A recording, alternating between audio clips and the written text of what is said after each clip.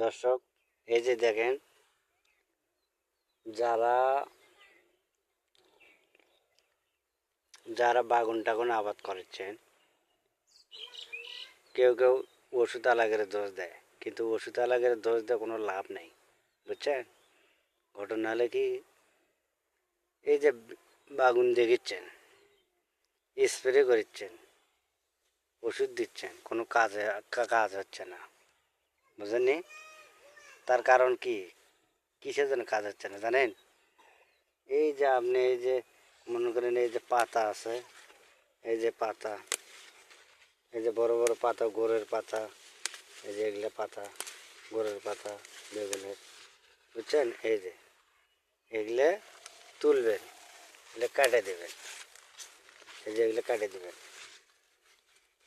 এগুলো কাটে দিয়ে এই এই যে এগুলো কাটে দেবেন, দিয়ে সাফ করে দেবেন, দিয়ে এই যে ফাঁকা করে দেবেন, এই যে এগুলো ফাঁকা করে দেবেন, এই যে বেগুনের, এই যে এই যে ফাঁকা করে দিলে বলা, তাহলে আপনার এই স্প্রেটা যখন করবেন, এখন মনে করেন এই স্প্রেটা, এই যে এগুলো, এই যে দেখিচ্ছেন, এই যে বাগুনত এই স্প্রেটা ঢুকবি, ওষুধটা ঢুকলে পালা, তাহলে পরে ওষুধটা ঢুকলে তাহলে আপনার পোকা ধরিচ্ছে না, কিছু হচ্ছে না, তাহলে আপনার বাগুনা গাছে ভালো থাকিচ্ছে।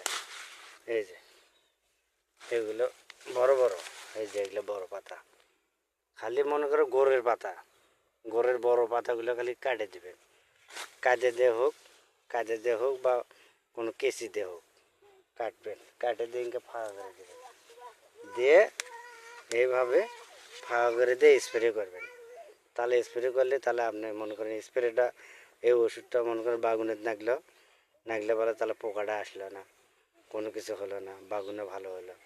আর আপনারা খালি ওই হরিংকে স্প্রে করেন, আর ওই পাতাত পরে ওষুধটা ওষুধটা পাতাত পড়লে বলা, তাহলে মনে করেন তাহলে আর পোকা পাতাত পড়লে কি কাম হবে? কাম হবে না। ওই যখন মনে করেন বাগুনের যখন ওই পোকা থাকবে, সেখন ওই ওষুধের মধ্যে মনে করেন চলে যাবে, বুঝছেন? এই যে দেখেন, এইভাবে স্প্রে করবেন আপনারা, এইভাবে স্প্রে করলে ভালো হবে, আপনাদেরই ভালো হবে। এই যে দেখেন, ঠিক আছে? তা আমার ভিডিওটি যদি ভালো লাগে তাহলে একটু লাইক কমেন্ট করবেন, ঠিক আছে? আমি তো খারাপ কথা বলি না, আমি ভালো কথাই বলি। এইভাবে কাজ করলে বলা, তাহলে আপনারা ফলাফল অবশ্যই পাবেন।